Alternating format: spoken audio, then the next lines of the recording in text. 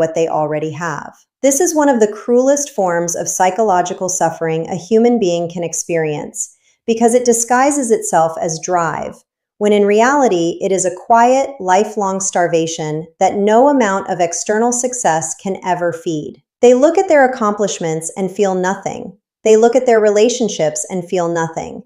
And rather than confront the source of this emptiness, they turn outward and blame the world for failing to deliver the satisfaction they themselves are incapable of receiving. They convince themselves the next achievement will do it. The next relationship will do it. The next admirer will do it. But it never does, because the wound is not outside of them. The wound is inside, and no amount of external success can reach a place that refuses to be reached. The third sign cuts even deeper, and it is something they will go to extraordinary lengths to conceal. It is the constant, exhausting labor of maintaining the false self. Every narcissist constructs an image, a version of themselves that is more powerful, more attractive, more intelligent, more important, more special than they truly feel inside. This image is not a costume they put on in the morning. It is a full psychological structure they must defend every minute of every day. And the energy required to maintain it is staggering. Imagine living your entire life as a performance you can never break character from. Imagine knowing, somewhere underneath the awareness you refuse to confront, that if anyone ever sees the real you, the entire construction will collapse. This is the psychological weight the narcissist carries silently. They monitor how others perceive them. They calculate impressions. They rehearse reactions. They scan every interaction for threats to their image. They cannot afford to be truly known, because being truly known would mean being truly seen. And being truly seen would mean facing the parts of themselves they have spent a lifetime running from. This exhaustion shows up as irritability, as sudden rage, as cold withdrawal, as obsessive control. People around them often wonder why such powerful, accomplished individuals seem so fragile, so reactive, so easily wounded by the smallest criticism. The answer is simple. They are not defending their ego. They are defending the only structure that keeps them from psychologically falling apart. The narcissist is not arrogant because they feel superior. They are arrogant because they cannot survive feeling ordinary. Their grandiosity is not an overflow of self-love. It is a desperate, exhausting compensation for a self that never fully formed. And this is exactly why narcissistic injury is so devastating to them. When someone challenges their image, exposes their flaws, or refuses to give them the admiration they need, it does not feel like a minor offense. It feels like an attack on their very existence. Because for the narcissist, the false self is not a layer above the real self. The false self is the only self they know how to be. To threaten the image is to threaten the entire psychological foundation they have built their life upon. And this is why their reactions to even the smallest slights can be so disproportionate, so explosive, so cruel. They are not overreacting. They are fighting for survival in the only way they know how. If what you are hearing is beginning to make sense of patterns you have witnessed in someone close to you, then make sure you stay with this channel. Subscribe, turn on notifications, and become part of a community that is learning to see human behavior with depth, precision, and psychological honesty. The more you understand these patterns, the more impossible it becomes for anyone to manipulate, confuse, or destabilize you ever again. Knowledge of the mind is the most powerful form of protection a person can possess. The fourth sign of deep narcissistic suffering lives in something they rarely show but constantly feel. It is the terror of irrelevance. Beneath the arrogance, beneath the grandiosity, beneath the carefully curated superiority, there is a profound dread of being forgotten, overlooked, replaced, or rendered ordinary. For most people, the idea of being average is uncomfortable but tolerable. For the narcissist, it is annihilating.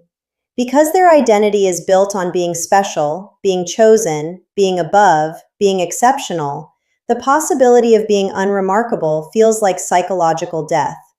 This is why they cannot stand losing the spotlight. This is why they sabotage people who outshine them. This is why they cannot celebrate the success of others without feeling diminished by it.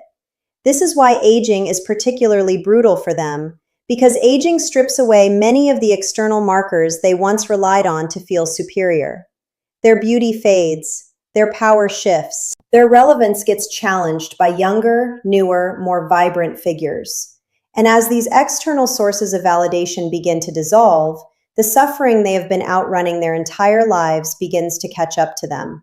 Many narcissists become more controlling, more bitter, more paranoid, and more emotionally volatile as they age, precisely because the protective armor of admiration becomes harder and harder to maintain. The world stops responding to them the way it once did, and they have no internal foundation to fall back on. They watch younger generations rise, and they feel not pride, but envy. They watch their influence shrink, and they feel not acceptance, but panic. And underneath it all is the same unspoken terror, the terror that if they are not extraordinary, they are nothing at all. The fifth sign is the most profound and the most tragic because it touches the deepest wound at the core of every narcissistic personality. It is the inability to experience genuine emotional intimacy. Narcissists may have many relationships. They may have partners, families, admirers, followers, allies. But they cannot truly let anyone in. They cannot allow themselves to be vulnerable in the way real connection requires. They cannot trust. They cannot soften. They cannot expose the wounded child beneath the grandiose adult. And because they cannot do this, they live in a state of permanent emotional isolation, even when surrounded by people who love them. This is the loneliness that no amount of attention can cure. This is the hunger that no relationship can satisfy.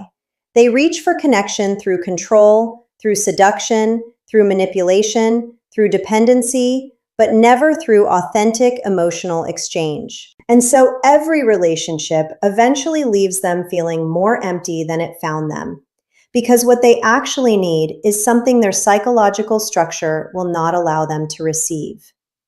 Real love requires being seen. Real love requires being known. Real love requires the willingness to let another human being witness your weakness, your fear, your need. The narcissist cannot do this without feeling like they are being destroyed. And so they remain forever just outside the warmth they are constantly chasing, pressing their face against the glass of a kind of intimacy they will never be able to step inside. They mistake admiration for love. They mistake control for closeness. They mistake possession for partnership. And every time the illusion collapses, they blame the other person, never realizing that the same pattern will repeat with every partner, every friend, every child, because the source of the disconnection is the locked door inside their own psyche that they refuse to open. This is the suffering that hides beneath the arrogance. This is the pain that lives underneath the superiority. Understanding this does not excuse what they do.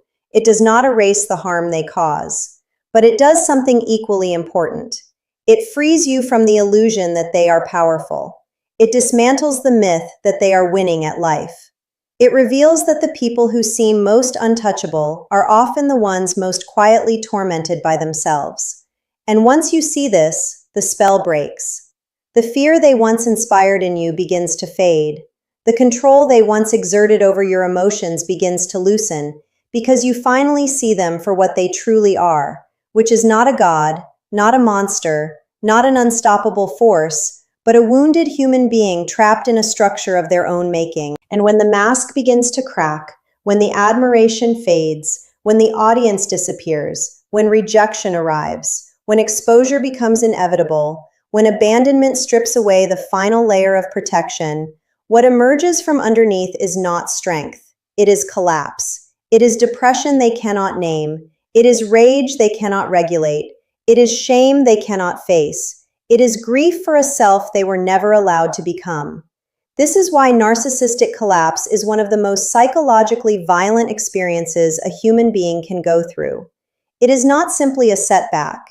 It is the disintegration of the entire identity they have spent a lifetime constructing. The narcissist spends a lifetime running from the very thing that could have set them free, which is the simple, terrifying experience of being a real, imperfect, vulnerable human being. If this has opened something in you, if it has given you language for things you have felt but never been able to explain, take a moment to subscribe, to like this video, to leave a comment sharing what touched you most, and to stay connected with this channel. Every insight shared here is designed to help you see more clearly, protect yourself more wisely, and understand the people in your life with the depth they have always required but rarely received. Your awareness is your shield, your understanding is your power, and the more you cultivate both, the freer you become from the influence of those who depend on your confusion to maintain their control. So the next time you encounter someone whose confidence seems too loud, whose superiority seems too rehearsed, whose need for admiration seems too desperate, remember what lives underneath. Remember the emptiness they cannot fill. Remember the dissatisfaction they cannot resolve. Remember the exhaustion of the false self they cannot stop performing. Remember the terror of irrelevance they cannot outrun. Remember the intimacy they cannot allow themselves to receive. And remember that what looks like power from the outside is often a quiet, lifelong unraveling on the inside. The greatest tragedy of the narcissist is not what they do to others, devastating as that may be. The greatest tragedy is that they will spend their entire